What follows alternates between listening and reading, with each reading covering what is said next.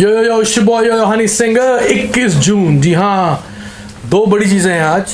एक तो है वर्ल्ड योगा डे। स्वस्थ रहिए, मस्त रहिए, योगा कीजिए और मेंटल पीस और गुड हेल्थ के लिए। और एक और बड़ी मज़ेदार चीज़ है कि आज इंटरनेशनल वर्ल्ड म्यूज़िक डे है, जो हम जैसे सारे आर्टिस्ट के लिए बहुत बड़ी चीज़ है। तो वर्ल्ड म्यूज़िक डे वाले दिन बहुत सारी बातें ऐसी हैं जो एज अ म्यूजिशियन मैं आपके साथ शेयर करना चाहता हूँ। और कुछ ऐसे गाने हैं जो मेरे दिल के बहुत करीब हैं, उनको आपके साथ शेयर करना चाहता हूँ।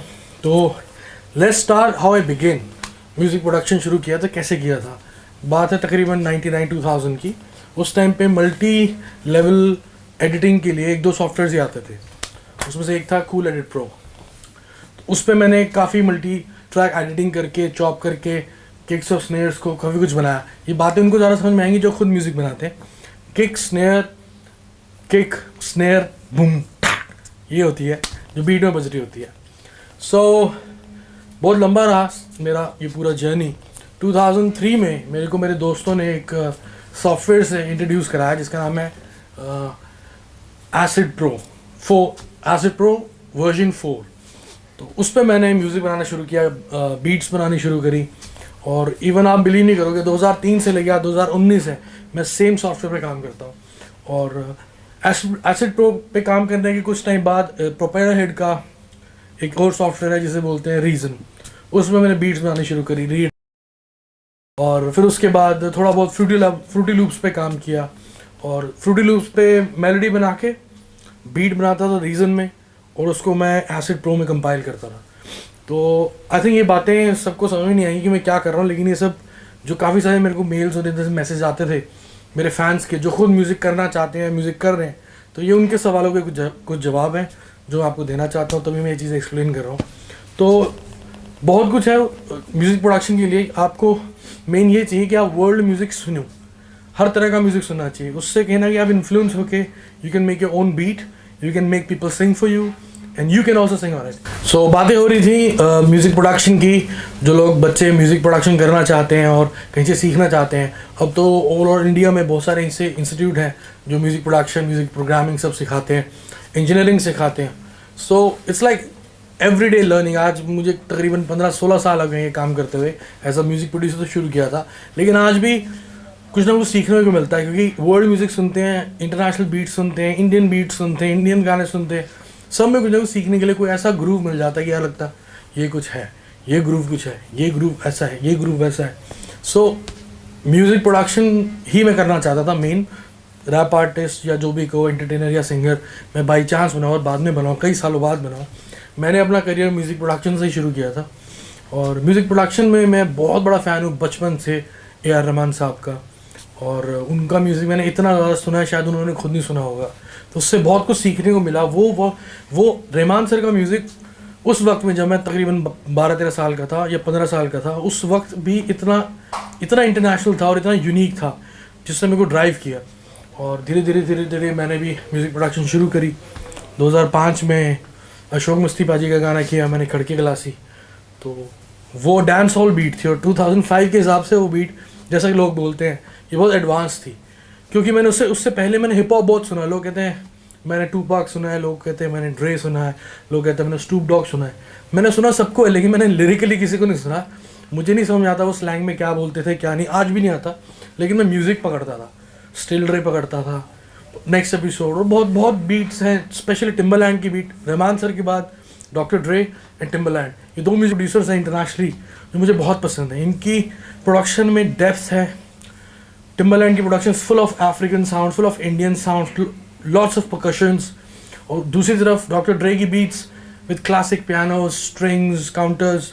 तो दोनों बहुत मुख्तलिफ आर्टिस्ट हैं, लेकिन मुझे बहुत पसंद है। मेरी चॉइस ही थी कि मैं इनका म्यूज़िक सुनूं और किसी तरह इन जैसा म्यूज़िक बनाने लग जाऊं। ये मेरा मेन मकसद था, जिसकी वजह से मैंने म्यूज़िक प्रोडक्शन करना शुरू किया। सो 2003 से लेके 2005 तक कुछ स्ट्रगल किया, तो एक मौका मिला मुझे एक हिप हॉप बीट बनाने का, उसको मेन स्ट्रीम में रिलीज़ करवाने का, और हुआ खड़के गलासी 2005 में। और बहुत लोगों ने पसंद भी किया। फिर उसके बाद दोबारा स्ट्रगल ये शुरू हो गया था कि काम नहीं मिल रहा था उसके बावजूद। तो 2006-2007 बड़े मुश्किल निकले। 2008 में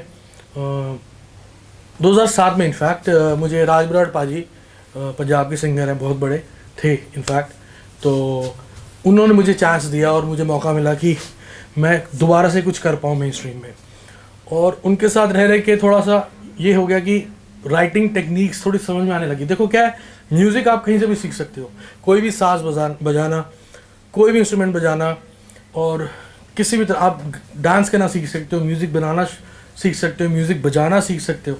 सबसे मुश्किल चीज़ एक है जो मुझे लगता है कि आप लिखना नहीं कहीं से सीख सकते। It's in you something. आप टेक्निक्स पकड़ सकते हैं कि हाँ ये राइम है, ये काफिया है, ये इससे मैच करके बन सकता है। फाइनली अगर आपके अंदर बातें हैं बहुत सारी, तो आपको कहनी आनी चाहिए। अगर आप उनको कह सकते हैं, this is all about writing a song.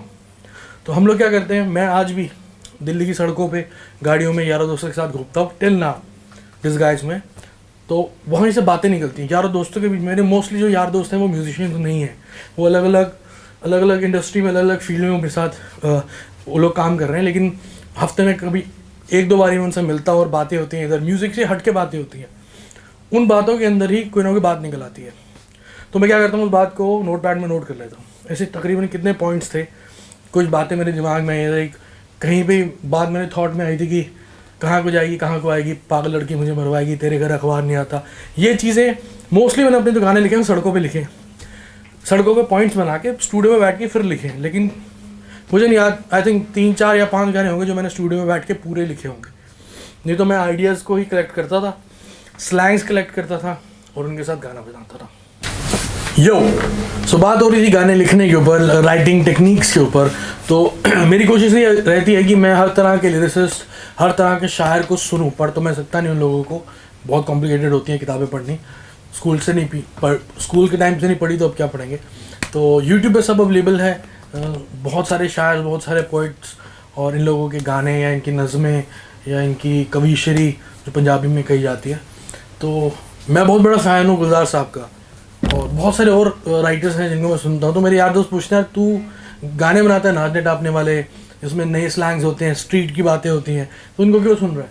वो चीज़ें कहना कि एक इंस्पिरेशन देती हैं कि हाँ एक गाने को लिखना कैसे, एक इंट्रो चाहिए गाने को जो उसको बिल्डअप देगा, बीच में करारी बात चाहिए जो उसको ब्रिज बनाएगी, और एंड में आपके पास पंच होना चाहिए कोई स्लैंग का, या स्लैंग तो मैं कह रहा हूँ, आपके पास एंड में एक पंच होना चाहिए जिससे वो पूरी 4 या 8 बार्स या वो एक पूरा पन्ना प्रॉपर होता है और इससे गीत बनता है।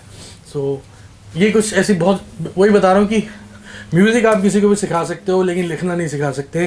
वो अपने आप ड्राइव होता है, आप बातें सुनते हो, बातों में बातें निकलती हैं और फिर गाना लिखा जाता है। तो ये मेरी टेक्निक है गाना लिखने की, और ये मेरी टेक्निक है म्यूज़िक बनाने की।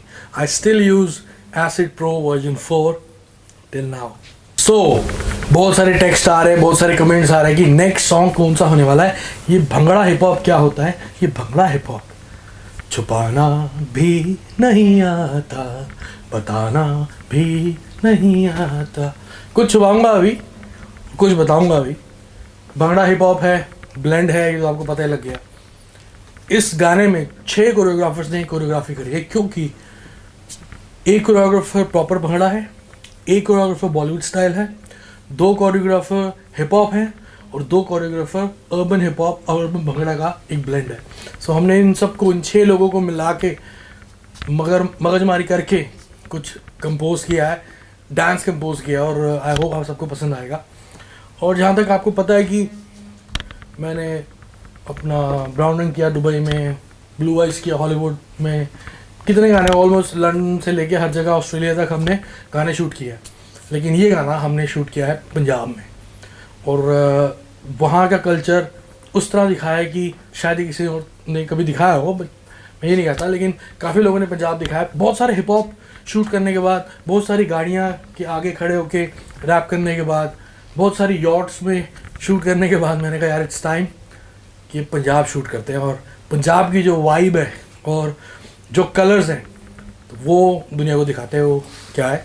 और ये पूरा वीडियो इतना कलरफुल है कि आपको लगेगा कि ये फ्यूजी फिल्म का गाना है या ये रेनबो रिप्रेजेंट कर रहे हैं। This is all about world music day 21 June. Keep blessing, keep loving, yo Honey singer.